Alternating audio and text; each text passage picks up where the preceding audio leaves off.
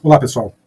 Hoje a gente vai aprender a fazer uma análise da variação anormal do preço de compra. Poderia ser também preço de venda, poderia ser qualquer valor, onde eu queira comparar a variação anormal de determinado valor. Tá? Então aqui a gente vai trabalhar com uma planilha de compras. A gente já fez um outro vídeo aí ensinando a fazer a verificação anormal do preço de compra usando o Python. Hoje eu vou trazer esse insight aqui de como a gente faz a mesma análise usando agora o Power BI, tá? Então a gente tem a nossa planilha de compras com algumas informações. Eu tenho aqui pintado de amarelo a nossa variação anormal. Então esse item, insumo A do fornecedor, desse código desse fornecedor, né, fornecedor 2, esse insumo A ele vinha então com um preço de R$ 100 a unidade, né? A gente tem um total de compra aqui, e a gente tem o valor unitário, para simplificar, coloquei quantidade 1, tá? Então, o valor desse produto é R$ 100. Então, em determinado momento, esse insumo, ele passou a custar 120. Então, é essa variação que a gente tem que identificar, essa variação anormal que a gente tem que identificar usando o Power BI, tá? Então, a gente vem aqui no nosso Power BI. Aqui eu estou usando a versão desktop, que é a versão grátis. Quem não estiver usando a versão paga, pode baixar essa versão grátis, que é liberada, né, pela Microsoft. Então não tem problema nenhum. Né, tem algumas limitações, mas a gente consegue fazer muita coisa usando a versão desktop. Então, abrindo aqui o Power BI, a gente vai fazer a importação da nossa planilha. A gente clica nessa opção, vai abrir aqui a janela, a gente faz a importação da planilha. A planilha vai ser carregada, então, para o Power BI, para a parte inicial ali de conexão, né, com a janela de conexão com a nossa planilha. Então, a gente tem essa informação aqui. Já aparece a tabela de dados da planilha aqui do lado, onde a gente faz a seleção desses dados. Eles já aparecem aqui para nós na tela. Se a gente quiser fazer algum tipo de transformação dos dados, a gente pode clicar em transformar dados ou em carregar diretamente a planilha para o Power BI, tá? Então é sempre bom a gente clicar em transformar dados, justamente para a gente ver se as colunas elas estão no formato que a gente deseja, tá? Então eu clico aqui em transformar dados. Já então é feito o carregamento dos dados na planilha, então eu confiro as colunas para saber se a formatação dela está de acordo com o que eu quero. Então aqui no nome do fornecedor ele já me trouxe como texto, ok? Formato no código do fornecedor também como texto, já que eu tenho aqui número e letra, ok? O valor da compra, eu gosto de deixar números onde eu possa fazer cálculos no formato decimal, então eu vou colocar como decimal. Aparece essa mensagem pedindo se eu quero manter essa formatação na etapa atual ou adicionar uma nova etapa, então eu adiciono uma etapa nova. Tá? Tudo que eu for fazendo vai aparecer aqui nas etapas aplicadas, desse lado do Power BI, né? Então tudo que eu for fazendo vai aparecendo aqui. Vou fazer a mesma coisa com as demais colunas onde tem número que eu possa fazer cálculo. Então eu tenho aqui o valor do PIS, por exemplo, né? Já está no formato decimal, do COFINS também, do ICMS também, do IPI não. Então eu vou clicar, número decimal, ok? A data da compra, então, eu posso colocar aqui para data, simplesmente, porque antes estava como data e hora. Na descrição do produto já está como texto, ok? Quantidade também vou colocar como número decimal. E o número da nota fiscal está como número, eu gosto de deixar o número de nota fiscal sempre como texto, tá? Então, eu posso agora carregar os meus dados, mas antes disso, a gente precisa inserir uma coluna calculando o custo unitário desses produtos, porque eu não tenho essa informação aqui, tá? Então, eu vou inserir, eu vou em adicionar coluna personalizada. Isso a gente já fez no Python, mas de forma automática, né? Aqui no Power BI eu tenho que fazer esse processo inicialmente manual, então eu vou chamar de custo unitário essa coluna. Custo unitário.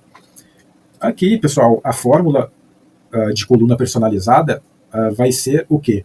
Para calcular o meu custo unitário, então, eu vou pegar o valor total da compra, então as colunas disponíveis estão aqui, então dou 2 cliques no valor total da compra, e eu vou fazer a divisão com uma barra da quantidade. Então eu seleciono aqui a minha coluna de quantidade, ok? Perceba que embaixo eu tenho uma mensagem que nenhum erro de sintaxe foi detectado. Vou dar um ok, já tenho aqui a minha coluna de custo unitário. vou fazer a formatação pelo número decimal e está pronta a minha coluna de custo unitário. Então eu venho aqui em página inicial e vou flechar essa parte do Power Query, né, onde eu faço as minhas manutenções aqui dos dados e carregar os dados para o Power BI.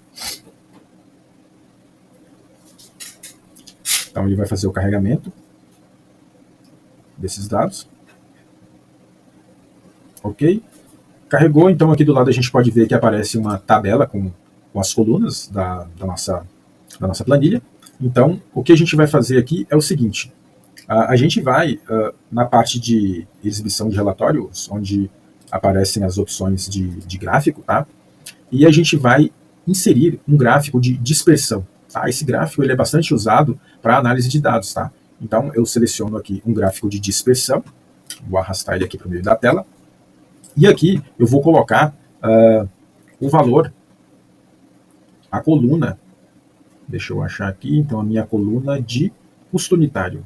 Pego o meu custo unitário aqui, o meu custo unitário ele vai ficar na minha coluna Y, tá? Que são a coluna de valores. E no meu eixo Y, o custo unitário fica no eixo Y. E no eixo X eu vou colocar os meus itens. Então eu vou selecionar aqui o nome do item. Se eu tiver muito item, é melhor eu colocar o código do item. Mas, como a gente tem poucos, eu posso selecionar aqui o nome, a descrição do produto, no caso, que é o nome do item. Como é que fica o nosso gráfico de dispersão? No eixo X, eu vou deixar a descrição do produto, o eixo X, essa parte de baixo, e no eixo Y, que é a parte vertical, eu vou deixar o meu custo unitário. Então, aqui, a gente já consegue ver as marcações dos valores do custo unitário de cada item, né, embalagem X e insumo A. Porém, aqui no eixo Y, ele está como soma. Então, eu não quero somar o custo unitário, tá? O que a gente vai colocar aqui é o desvio padrão, tá? Então, a gente clica aqui no desvio padrão e a gente já percebe aqui uma mudança de posição nesses marcadores, tá? Nessas bolinhas azuis aqui. O que está acontecendo? O desvio padrão, ele é a verificação da média de valores, né? Então, na embalagem X, se a gente voltar lá na nossa planilha, a embalagem X, ela tem quantidade 1 e valor total de compra de 150. Como os valores são iguais, né, o meu custo unitário aqui é de 150. A média disso é de 150. Por quê? Porque eu não tive nenhuma variação de valor. Quando eu não tenho variação de valor, o meu desvio padrão é zero, tá? Por quê? Não tive nenhum valor que está distante da média. Ou seja, eu não tive variação no custo desse item. Porém, quando eu tenho uma distância da média, um distanciamento da média, no caso do insumo A, que passou de 100, né, para 120, a média no caso aqui ficou em mais ou menos 102, né, pelo cálculo aqui que está sendo feito pela própria planilha. Então ele se distanciou um pouco da média. Tá?